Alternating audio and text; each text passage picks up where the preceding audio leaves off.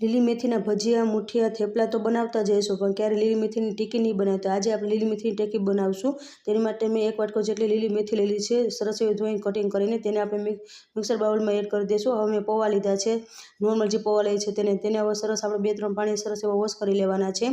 અમે 2-3 પાણી સરસ એવા વોશ કરી લીધા છે. હવે તેને આપણે પલળવા સાઈડમાં રાખી દઈએ. એક ડુંગળી લીધી છે, તેને છાલ હટાવી લીધી છે અને તેને આવી રીતે લાંબુ આપણે કટ કરી લેવાનું છે. ફૂલ વિડીયોની ડિટેલ બાયોમાં નીચે લિંક આપેલી છે. હવે સરસ એવું બધું કટ થઈ ગયું છે. તેને આવી રીતે લચ્છા બનાવી લેવાના છે. હવે તેને આપણે સાઈડ પર મૂકી દઈએ. હવે એક મેં મરચું લીધું છે, આદું લીધું છે. મરચાંને આવી રીતે મોટું કટ કરી લેવાનું છે. તેવી જ રીતે આદુનું પણ કટ કરી લેવાનું છે. આદુ અને મરચુંનું સરસ એવું કટ થઈ ગયું છે.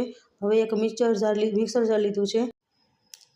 મિક્સર જારમાં છે તે આપણે આદુ મરચું જે કટ કરેલા તે એડ કરી દઈશું. 7 લસણની કળી લીધી છે તે એડ કરી દઈશું. 1 ચમચી જેટલી ધાણા લીધા છે તે એડ કરી દઈશું.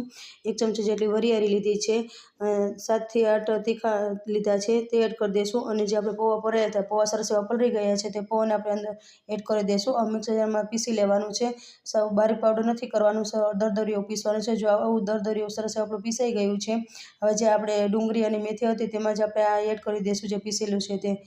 હવે તેમાં આપણે થોડોક મસાલા એડ કરી દઈશું. સ્વાદ પ્રમાણે નિમક એડ કરીશું. અડધી ચમચી જેટલી હિંગ એડ કરીશું.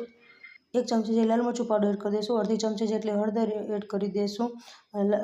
આમચૂર પાવડર એડ કરી દઈશું. થોડોક એવો ગરમ મસાલો આપણે એડ કરી દઈશું. 2 ચમચી જેટલા તલ લીધા છે. તેલનો કંચ બહુ સરસ એવું આવે છે. આવું બધું સરસ રીતે આપણે હાથની મદદથી સરસ રીતે મિક્સ કરી લેવાનું છે. હવેમાં લીલા ધાણા ભૂલાઈ ગયા હતા એટલે થોડાક આપણે લીલા ધાણા છે તે એડ કરી દઈશું. બધું સરસ રીતે મિક્સની મદદથી આવી રીતે સરસ રીતે મિક્સ કરી લેવાનું છે. આપણે જેમ લોટ બાંધીએ તેવી રીતે સરસ એવું મિક્સ કરી લેવાનું છે. હવે તેમાં છે તે આપણે 2 ચમચી જેટલું ચણા ટીકીને બાઇન્ડિંગ આપવા માટે હવે સરસ એવું બધું આપણે મિક્સ કરી લેવાનું છે, જેથી ટીકી આપણે સરસ એવી બની જાય. જો સરસ એવી બની ગઈ છે. હવે તે આપણે હાથમાં છે તે તેલ લગાવી હવે આ મિશ્રણમાં આપણે લઈશું. લીંબુ જેવડો લુવો લઈ લેવાનું છે અને સરસ એવી ટીકી બનાવી લેવાની છે. જો તમને ટીકી બતાવી આવી રીતે સરસ એવી ટીકી બનાવી લેવાની છે. તેવી જ રીતે મેં બધી ટીકી બનાવી લીધી છે.